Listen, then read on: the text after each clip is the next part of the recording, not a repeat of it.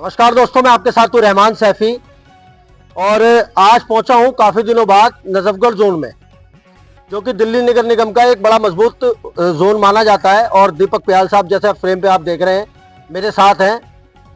काफी दिनों से चर्चा चल रही है, हम 97 के कर्मचारियों की बात सुन रहे हैं कि पक्के होंगे। हम ऐसे ही सालों की कुछ बात सुन रहे हैं कर्मचारियों की, वो पक्के होंगे, वो पक्के हुए हैं।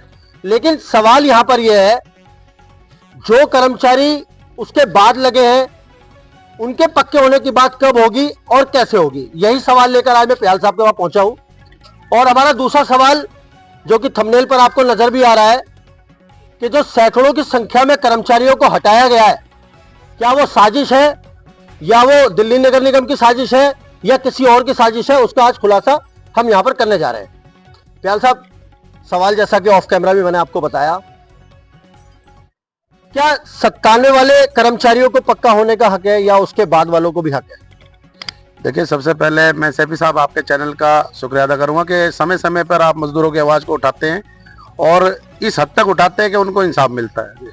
इसके लिए आपका धन्यवाद है।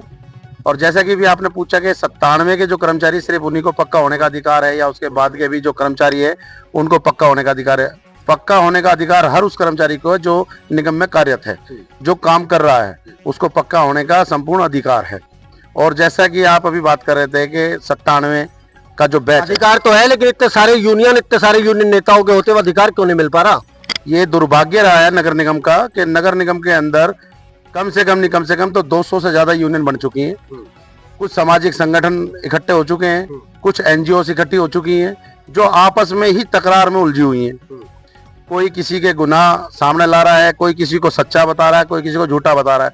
लेकिन आज दिल्ली की तमाम यूनियन सिर्फ और सिर्फ अपने आपसी मतभेद में उछल करके रह गई है, उलझ करके। क्या इस बात का मतलब ये ना निकाला जाए कि यूनियनों की आपस की मूंछों की लड़ाई, यूनियन नेताओं के आपस की मूंछों की लड़ाई, यूनियनों की तकरार सिर्फ और सिर्फ दिल्ली नगर निगम के उस कर्मचारी को नुकसान पहुंचा रही है जो सुबह अंधेरे निकलता है अपने घर से और अंधेरे ही अपने घर पहुंचता है काम कर कर?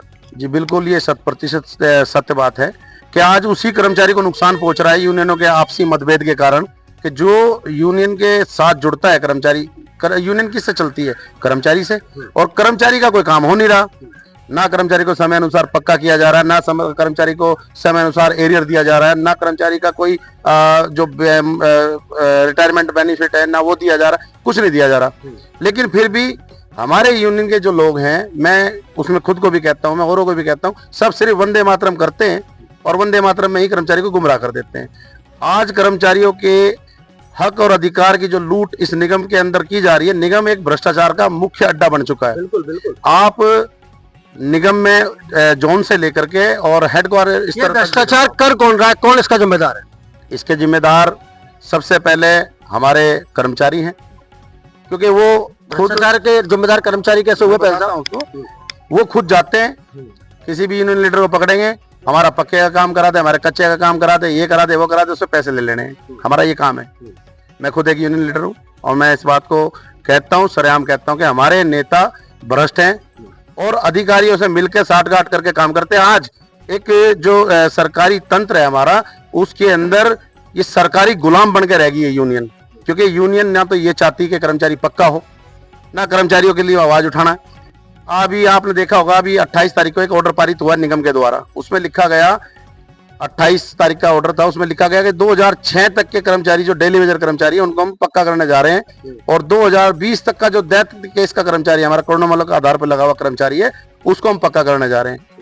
सबने वाह की, सबने कहा मैंने ये ऑर्डर छपवा दिए, मैंने ये ऑर्डर छपवा दिए, मैंने ये ऑर्डर छपवा दिए। कई सारी यूनियन और उनके नेताओं ने इस बात का दावा किया कि उन्होंने करवाए। हाँ, ये बड़ी एक कमी है। होगा या नहीं होगा इसकी अभी कोई भी प्रमाणित तक नहीं हमारे पास। देखिए, आपको याद होगा 2018 में एक भूख हड़ताल हुई थी। उस भूख हड़ताल के तहत भी ऐसा ही एक प्रेम पत्र हमें दिया गया था निगम के द्वारा कि 2006 तक के और 2010 तक के हमने बंदे पक्के कर दिए। फिर दोबारा उसके बाद हड़ताल हुई 2022 में, उसमें भी ये तमाम यूनियन शामिल रही और तमाम यूनियनों ने ये बात कही कि हमने 2006 तक के और 2010 तक के ऑर्डर पारित करा दिए। और अब तीसरा काम आपके सामने भी 28 तारीख को आया, 28 अगस्त को, कि तीसरा जो लेटर मिला है, ये इसमें भी यही कहा गया, बस इसमें एक चीज बढ़ा दी गई निगम के द्वारा, क्योंकि दिवाली आ रही है, दीपावली से पहले सबको खुश करना है नेताओं को, ये कह दिया गया कि भाई 2010 की बजाय 2020 तक के कच्चे कर्मचारियों को हम पक्का कर रहे हैं जो डेथ केस पे लगे हुए हैं। बहुत पक्के की बात काफी देर से आप कर रहे हैं, मैं एक सवाल यहाँ पर लूंगा, मुझे अचानक याद आई वो बात। मैंने बहुत सारे महाप्रदर्शन देखे, प्रदर्शन नहीं महाप्रदर्शन, बहुत सारे महाधरने देखे, और एक अभी आने वाले 3 या 4 दिन बाद हम जो एक महापंचायत भी देखने वाले हैं, और हम सब देखने वाले हैं जितने लोग यहाँ पे खड़े हुए। बीते दिनों के उन महाधरने, महाप्रदर्शन और आने वाली इस महापंचायत का क्या कर्मचारी को लाभ हुआ है या होगा? देखिए, ऐसी किसी भी महापंचायत का या किसी भी कमेटी का होना ना होना कर्मचारियों को कोई लाभ नहीं दिला सकता। जो भी महापंचायत होने जा रही है, कौन लोग महापंचायत कर रहे हैं? महापंचायत वो लोग कर रहे हैं जिन्होंने एक कोर कमेटी बनाई जिसमें 57 संगठनों का समर्थन प्राप्त हुआ, एक दूसरी कोर कमेटी बनाई जिसमें 52-53 संगठनों का समर्थन प्राप्त हुआ। अगर हम जोड़ तोड़ करके देखें तो 100 से ज्यादा संगठन मान्यता प्राप्त उसमें बताए जा रहे हैं। क्या 100 से ज्यादा संगठनों ने अलग अलग 100 से ज्यादा कर्मचारियों के काम करवाए क्या अब तक? देखिए, सबसे पहले आपकी बात को सिर्फ भ्रष्टाचार की राजनीति की है? मैं भी बताता हूँ आपको सब चीजें खोल के। जब आज बात ही होनी है तो खोल के करेंगे। कोई हमने जब तो आपसे बात कर रहा हूँ, खोल के बात करते हो। कोई खर्चा नहीं ले रखा इनसे। हम एक बात जानते हैं कि दिल्ली के अंदर 100 यूनियन बढ़ा दिया आपने, रजिस्टर्ड हैं या अनरजिस्टर्ड हैं, ये आंकड़े के द्वारा ही। ये वो अब मैं ये पूछना चाहता हूँ, जहाँ पर 57, 53, 52-53 की गिनती हो रही है। आरटीआई के मुताबिक, मैं आरटीआई लगाता हूँ और उसके तहत जवाब लेता हूँ निगम से। आरटीआई के मुताबिक मुझे बताया गया कि दिल्ली के अंदर 8 यूनियन मान्यता प्राप्त है, जिसमें से मैं 11 को जानता हूँ, जिसमें से 2 यूनियन बाधित हैं। 2 यूनियन के बाद जो 6 बची हुई हैं, उन्होंने किसी ने भी अपनी जो मेंबरशिप होती है आज तक करवाई, नहीं भरा, किसी का ऑडिट नहीं हुआ, तो वे भी खत्म हो जाती हैं। उसके बाद 58 यूनियन टोटल हैं, जिसमें से 50 यूनियन ऐसी हैं जो रजिस्टर्ड नहीं है, जो अनरजिस्टर्ड है, जो निगम में काम कर रही है। उसके बाद क्या ऐसे जो बिना मान्यता प्राप्त है उनसे वोटिंग कराने का अधिकार था किसी भी कोर कमेटी को? जी बिल्कुल नहीं। मैं ये कहता हूँ, विरोध क्यों नहीं करा आपने इसका? हम तो विरोध कर ही रहे हैं इस चीज का। और मैं सीधी सीधी बात करना चाहता हूँ कि एक बात मुझे ये सुनने को आई कि भाई अब ये जो कोर कमेटी के 2 पार्ट हुए हैं, एक पार्ट के माननीय अध्यक्ष हमारे नरेश प्याल जी हैं और दूसरे पार्ट के माननीय अध्यक्ष हमारे राजकुमार ध्यान साहब हैं। और एक हमारी फेडरेशन चल रही है दिल्ली के अंदर, उसमें भी हमारे माननीय अध्यक्ष हैं रणधीर काकड़ साहब। एक परिसंघ चल रहा है जिसके अंदर हमारे माननीय अध्यक्ष हैं संतलाल चावरिया साहब। जब ये 4 संगठन दिल्ली के 40-40 यूनियनों का समर्थन ले रहे हैं, तो फिर इसका मतलब यूनियन ही यूनियन है, निगम में कर्मचारी तो है ही नहीं। बिल्कुल एग्जैक्टली। और इतनी यूनियन होने के बाद भी कर्मचारी अभी 25 साल से सफर कर रहा है, 25 साल से पक्का नहीं हुआ, उसके बाद क्या फायदा में नहीं यूनियन? क्या इस कर्मचारी की सुबह से लेकर शाम तक की परेशानी का कारण ये यूनियन और यूनियन नेता है क्या? जी बिल्कुल, सभी कर्मचारियों की जो परेशानी का जो मुख्य कारण है वो है यूनियन, क्योंकि यूनियन जितनी भी हैं। अच्छा प्याल साहब, यहाँ पर मैं रोकना भी चाहूंगा, सभी यूनियनों को तो नहीं बोल सकते हम, उन्हीं यूनियनों को तो बोल सकते हैं जो भ्रष्टाचार में सम्मिलित है इस टाइम, जिनके नाम तेजी से हमारे सामने भी आ रहे हैं। कैसे साबित करोगे? कैसे साबित करोगे कि ये यूनियन भ्रष्ट है, ये यूनियन भ्रष्ट नहीं है? कैसे साबित करोगे? उसका कोई मापदंड है? यही सवाल जानना है वो आपसे। इसका मापदंड 6 तारीख को मिलेगा। 6 तारीख को तमाम यूनियन आ रही है ना इकट्ठी होकर।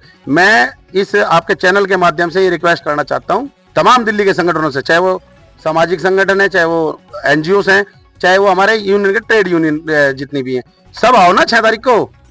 मेरे को काफी फोन आए, मैंने कल एक वॉइस रिकॉर्डिंग डाल दी ग्रुप में कि भाई आपको आना चाहिए, आपको आना चाहिए। तो अच्छा, अभी आते आते प्याल साहब एक कर्मचारी ने मुझसे ये सवाल भी किया, मैंने उससे ये संतोष भी किया इस बात से कि भाई इसका जवाब मेरे आज के या कल के इंटरव्यू में मिल जाएगा। प्याल साहब के पास जा रहा हूं मैं। ये जो महापंचायत होने जा रही है अभी, इसमें क्या एक जो अभी कोर कमेटी है उसकी लोग आ रहे हैं या सारे जितने भी 4 अपने बड़े इदारों के नाम बताए, क्या वो सारे आ रहे हैं? देखिए, फिलहाल तो जहां तक मेरी जानकारी में है, तो जो सबसे बड़ी बात इसका संदर्भ क्या है? जो अभी यूनियन जीत कर आई है हमारी, जो जिसके इलेक्टेड जो अध्यक्ष हैं माननीय नरेश प्याल जी, उनका जो पार्ट है कोर कमेटी का, सिर्फ उन लोगों के द्वारा ये महापंचायत बुलाई गई, जहां तक मेरी जानकारी है। संतलाल चावरिया जी, खन्ना डिकोलिया जी, नरेश कुमार। अब जो बैठक बुला ली गई, नवीन वैद जी, हाँ, अब जो बैठक बुला ली गई है, हम देख रहे हैं पूरे पिछले 1 हफ्ता बीत गया, व्हाट्सएप पर इतने अर्गल बातें कर रहे हैं लोग, बिल्कुल फालतू उल जलूल बातें कर करके अपना भी टाइम वेस्ट कर रहे हैं, दूसरों की भी मेमोरियां फुल कर रहे हैं फोन की। हमारा कहना ये है कि चाहे वो इलेक्टेड हमारी जो कोर कमेटी वो हो, चाहे माननीय राजकुमार जी की कोर कमेटी हो। इलेक्टेड की बात अगर करेंगे तो चारों के चारों इलेक्टेड है अपनी अपनी जगह पर। नहीं, अभी कुछ दिन पहले चुनाव किया गया, जिस चुनावी प्रक्रिया में दोनों यूनियन के लोग तो दोनों जगह पर हुआ। सुनो क्यों हुआ? जब एक जगह पर बैलेट पेपर से चुनाव होने जा रहा है तो उसी जगह पर दूसरे पार्ट को भी आना चाहिए। ऐसा क्यों किया गया कि एक पार्ट तो आजादपुर में वोटिंग कर रहा है और दूसरा पार्ट जाके वहाँ केशवपुर में जाके हाथ उड़ा रहा है कि भाई हम तो जीत गए? ऐसे क्यों? इसका मतलब अध्यक्ष पद की होड़ में हो आप लोग, बस अध्यक्ष पद चाहिए मुझे। क्यों चाहिए अध्यक्ष? क्या दिक्कत है? अध्यक्ष ही क्यों बनना है? अरे 1-2 दिन साथ में काम कर लो, कोई चेयरमैन बन जाओ, कोई कुछ बन जाओ, कोई काम करो। अगर हम नीति देखें तो पिछले कई सालों से जो है आदरणीय राजकुमार दिगान साहब जो है कोर कमेटी के अध्यक्ष है। खाली उनके पास ही तो राइट नहीं है ना कि वो हमेशा अध्यक्ष रहेंगे उसके। मैं वही चीज कह रहा हूँ कि अध्यक्ष ही बने रहना क्यों है, जब इलेक्ट्रिक तौर पर ये सार्वजनिक बात है कि नरेश प्याल जी जीत गए थे। जब वो जीत गए तो आप उनके साथ शामिल होकर के उनको समर्थन करते। आप महामंत्री आओ, आप चेयरमैन आओ, अध्यक्ष आओ, उपाध्यक्ष आओ। चलिए प्याल साहब, इस मुद्दे पे तो हम फिर अभी बात कर लेंगे। ये तो अभी मेरे हिसाब से तो मुद्दा भी नहीं है। मुद्दा सिर्फ ये है, हाल फिलहाल सैकड़ों की संख्या में कर्मचारियों को जोनों से हटाया गया है। क्या वो तरीका वाजिब है, सही है, गलत है, भ्रष्टाचार है, साजिश है, राजनीति है, क्या है वो? ये देखिए, सीधी सीधी साजिश है। किसकी? अधिकारियों की। क्योंकि इस मसले में मैं आपकी, जहां तक मेरी नॉलेज में है, मैं बताता हूं आपको। ये नजफगढ़ जोन है। मैं आप सब लोगों को एक बात और बता दूं, अधिकारियों को जवाब देना पड़ेगा, क्योंकि अगर ये अधिकारियों की साजिश है ना तो आपने उन कर्मचारियों को वेतन दिया है महीनों तक, आपको जवाब देना पड़ेगा इस बात का।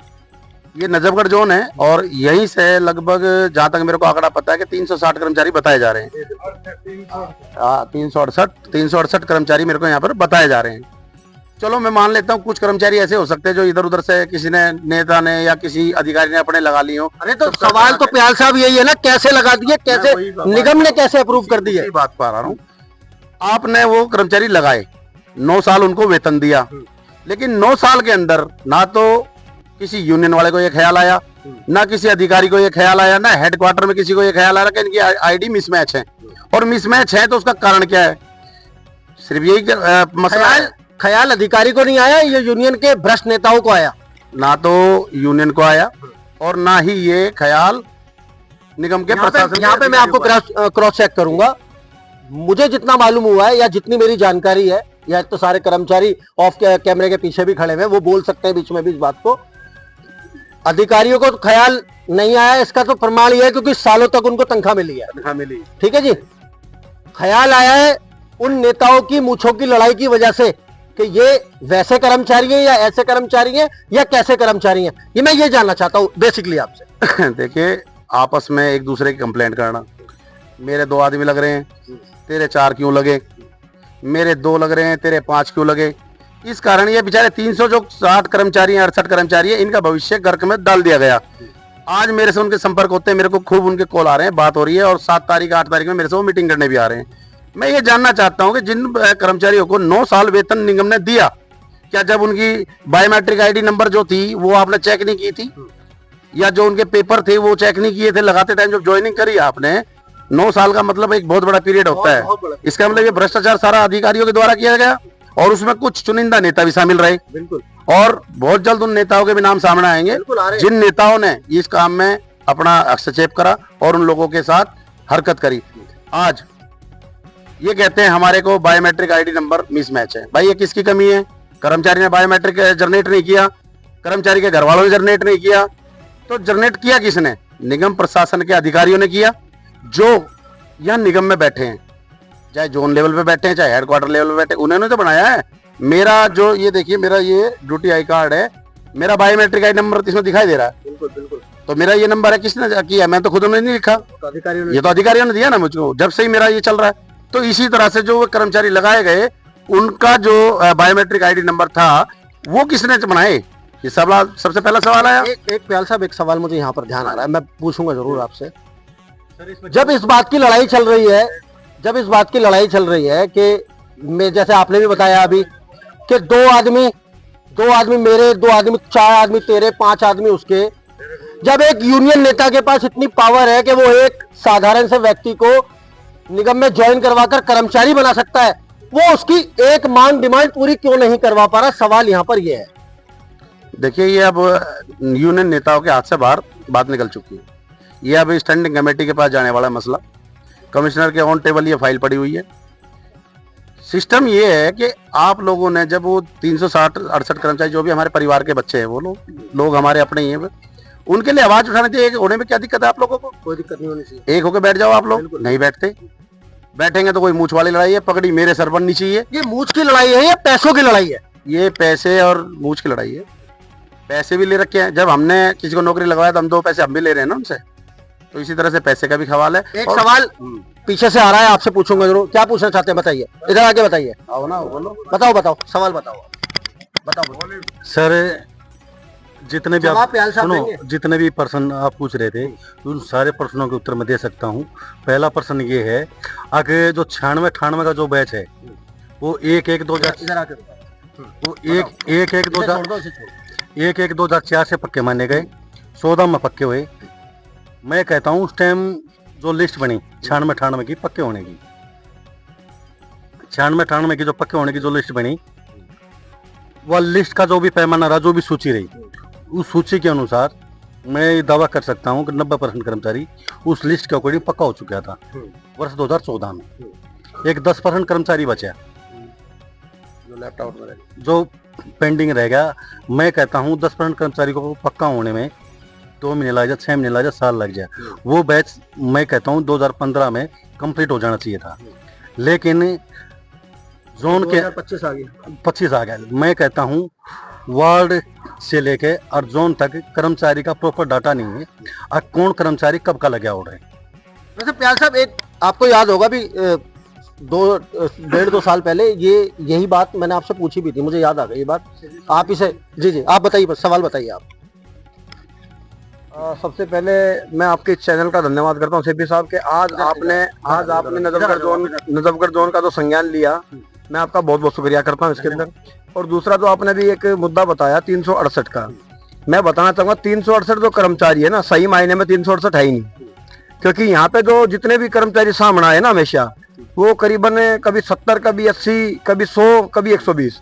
इसके लिए हमने सब ने एकजुट होकर के, दोनों राजकुमार दिगान साहब को मैंने इस बारे में बताया था, उन्होंने 120 लोगों के लिए बाकायदा डिपार्टमेंट को लिख के दिया और ये कहा कि भाई हम 120 लोग जो वाल्मीकि समाज के लोग सफाई कर्मचारी सही मायने में तो काम करते हैं, हम उनके लिए बिल्कुल लड़ाई लड़ेंगे।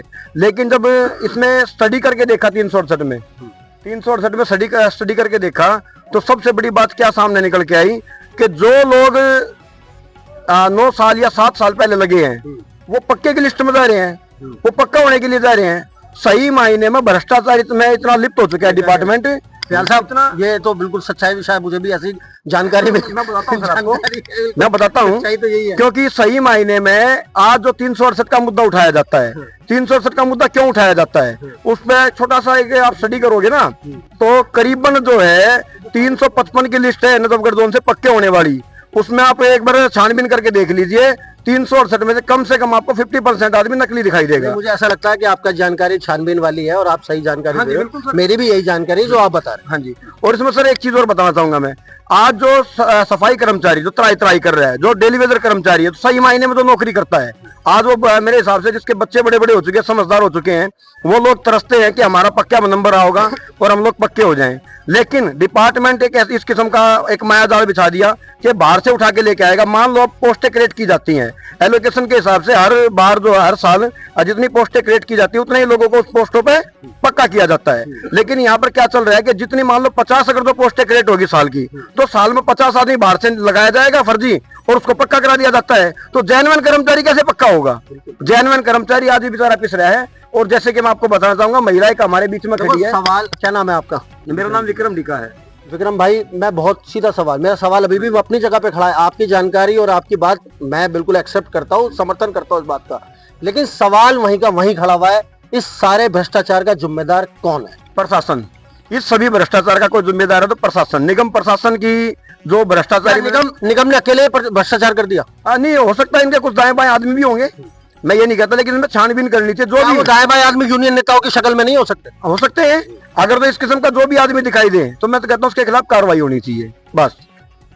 प्याल साहब देखिए, मैं तो पहली बार ही मिला हूँ, आप पहले से जानते हो, और ये आपके साथी हैं, आपके साथ रहने वाले कर्मचारी हैं। ये सच नहीं बोल रहे थे, एक्चुअल में ना ये दर्द बोल रहे थे, कर्मचारी का दर्द है। मैं आपको बताऊं, कल मेरी खबर आई थी, मैंने वो खबर डाली है, और मुझे बहुत सारे कर्मचारियों के फोन आए जिन जानता भी नहीं। एक कर्मचारी का उसमें मुझे फोन आया, उसने मुझे बताया कि इस सारे भ्रष्टाचार की वजह से मेरी बेटी की शादी है 5 महीने बाद, 4 साढ़े 5 महीने बाद, वो खतरे में आ गई है, मैं कैसे करूंगा। रात को ही मुझे एक कर्मचारी का फोन आया, उस कर्मचारी ने अपने बच्चे को स्कूल से हटाया फीस ना होने की वजह से। तो ये देखिए प्याल साहब, आप और मैं एक कर्मचारी के घर गए थे, आपको याद है, ये रोहिणी जोन में, आपको याद है दशा और दुर्दशा उस कर्मचारी की। मुझे तो मैं ये मान रहा हूँ कि इन्हीं भ्रष्ट यूनियन नेताओं की वजह से। मैं प्रशासन को उससे जिम्मेदार नहीं मानता, क्योंकि जो जड़ है ना वो यहीं से शुरू होती है। और आप जी बताइए, इधर आके बताइए। अगर आप कह रहे हो जैसे कि यूनियन लीडर की है, लेकिन कुछ हाँ। लेकिन सबसे ज्यादा तो प्रशासन की है कि कोई यूनियन लीडर के हाथ में कलम नहीं है कि वो कोई काम कर दे, वो काम कर दे। प्रशासन के थ्रू तो करवाता है वो काम को।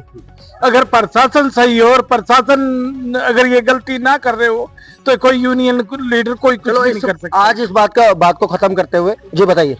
सर मैं एक बात और कहना चाहूंगा, हमारे बीच में कि हमारा एक छोटा बच्चा खड़े आई है। अभी कुछ दिन पहले संतोष राय डीसी साहब के द्वारा जो है यहाँ पे सफाई कर्मचारी को प्रताड़ित किया गया, परेशान किया गया। एक प्रताड़ना के द्वारा जो है, एक मेरे हिसाब से जातिवाद है उनके अंदर, जिस हिसाब से बिल्कुल सर, जिस हिसाब से उन्होंने सफाई कर्मचारी को टर्मिनेट और डिसंगेज किया। इसी में से मैं बताना चाहूंगा कि एक सफाई कर्मचारी बेचारा इतना मानसिक टॉर्चर हो गया उसके साथ में, जिसके घर में एक ही कमाई है, एक ही इनकम सोर्स होने के अनुसार, वो भी डेली वेजर। वो एक कर्मचारी को ही, मेरी नजर में तो ऐसे बहुत सारे कर्मचारी। हाँ जी, मैं उसकी बताता हूँ जिसके साथ हुआ है अभी, या उसके दिमाग की नस फट गई डिसंगेज के कारण और पैरालाइज अटैक आया। अपने घर में सिर्फ वो जाके सिर्फ एक ही बात कहता था अपने बीवी बच्चों के पास कि मेरी नौकरी गई, मेरी नौकरी गई। आज उसका बेटा हमारे पास आया हुआ है, क्योंकि अभी हमारी मीटिंग होगी डीसी साहब के साथ, और मैंने इसीलिए बुलाया है कि एक डेली वेजर कर्मचारी आपकी प्रताड़ना के कारण जो है ना, आज वो बेचारा मानसिक टॉर्चर इतना हुआ कि उसके दिमाग की नस फट गई, साथ में पैरालाइज हुआ। अब उसके पास हॉस्पिटल का खर्चा नहीं है, उसको प्रशासन क्या देगा? मैं ये प्रशासन के सामने मांग आज मैं रखूंगा जरूर, इसीलिए मैंने इस बच्चे को बुलाया, पूरे डॉक्यूमेंट्स के साथ बुलाया।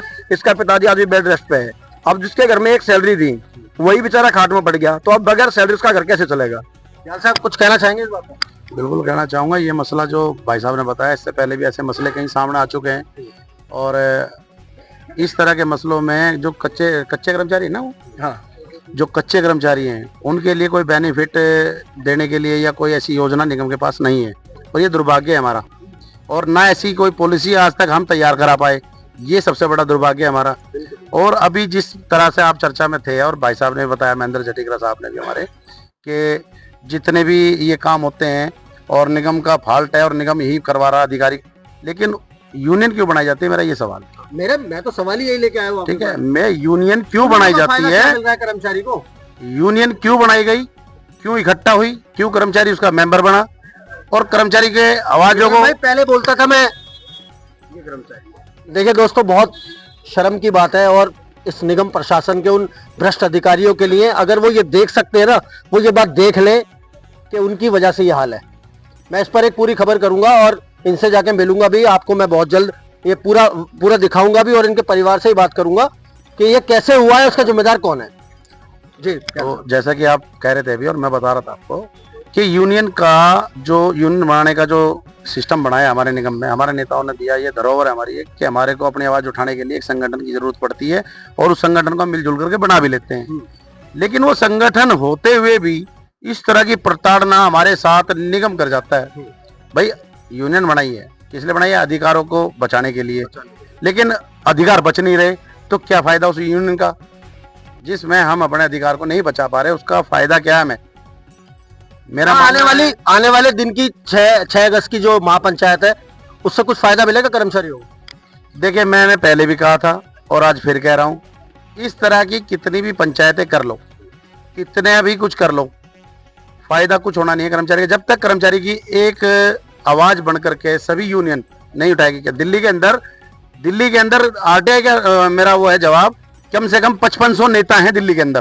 तकरीबन सिर्फ नेता 5500। अगर जो ये चाहे ना कर्मचारी को बोले भी ना, तो 1 घंटे में इनका अधिकार दिला देंगे। अरे तुम तो भाई सब लोग घर से छोड़कर वहां बैठ सकते हो ना, बैठो 24 घंटे। जब सिविक सेंटर के बाहर मंच लगता है तो वहां तो लड़ाई हो जाती है हमेशा। मैंने तो हमेशा देखी वो लड़ाई होते हुए कि मैं बैठूंगा और मैं बोलूंगा। तो वहां पर इन लोगों को इकट्ठा होना चाहिए, इनकी आवाज उठानी चाहिए। आज दिल्ली के अंदर कर्मचारी है ना पिस रहा है बहुत बुरी तरह, यूनियन और प्रशासन के बीच में। क्यों? निगम प्रशासन ने, बहुत अफसोस की बात है मेरे हिसाब से, निगम प्रशासन ने इनकी ऐसी नस पकड़ ली है, जब भी कोई काम कराना हो कमिश्नर के टोपी बांध दिया हो जाकर के, या उसको गुलदस्ता दे दो जाकर के और भाषण दे दो खड़े होकर, ओजस्वी कर्मचारी के लिए ओजस्वी कमिश्नर साहब जिंदाबाद। सिर्फ इसीलिए यूनियन रह गई है, कमिश्नर ओजस्वी है, उसके अलावा और किसी को ये पकड़ी नहीं पाएंगे, कुछ नहीं करेंगे। साहब बरसात अब मना कर रही है, कोई बात नहीं, आगे आइए। सर मैं सैफी जी एक बात और बोलना चाहूंगा। अगर जो आप आज पूछ रहे हैं और मेरे भाई ने बताया कि यूनियंस जो है, मैं मानता हूँ चलो यूनियंस जो है, यूनियंस एक माध्यम हमारी आवाज उठाने का, सभी यूनियन नहीं, हाँ जी, सभी जितने भी निगम पार्षद हैं सही मायने में आवाज उठानी चाहिए निगम पार्षद ने। क्योंकि हम लोग जितने भी सफाई कर्मचारी है सब के सब जो है वो निगम पार्षद के अंडर में कार्य करते हैं, लेकिन निगम पार्षद इन लोगों को, इनका खून चूसने का काम करता है, ना कि इनको पक्के कराने का काम करता है।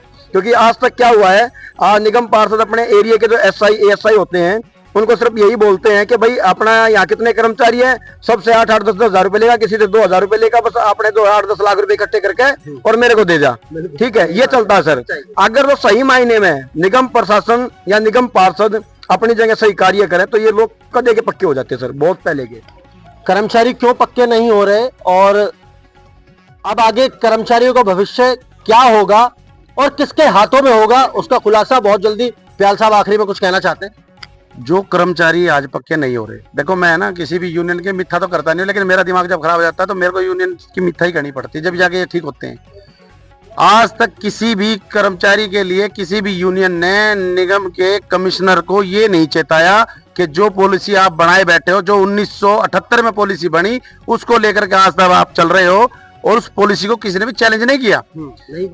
22 अक्टूबर 2024 में मैंने एक प्रदर्शन लगाया हुआ था, उसके लिए मेरे को मीटिंग मिली, एडिशनल कमिश्नर वीर सिंह जी थे वहां पर, और हमारे वो अमित करके कुछ लेबर अफसर थे हमारे, वो थे, और कमिश्नर साहब के जब मीटिंग तय हुई तो बगल में हमारी कुछ यूनियन के साथी जाके पगड़ी बांधने लगे ताकि मीटिंग ना हो, ठीक है।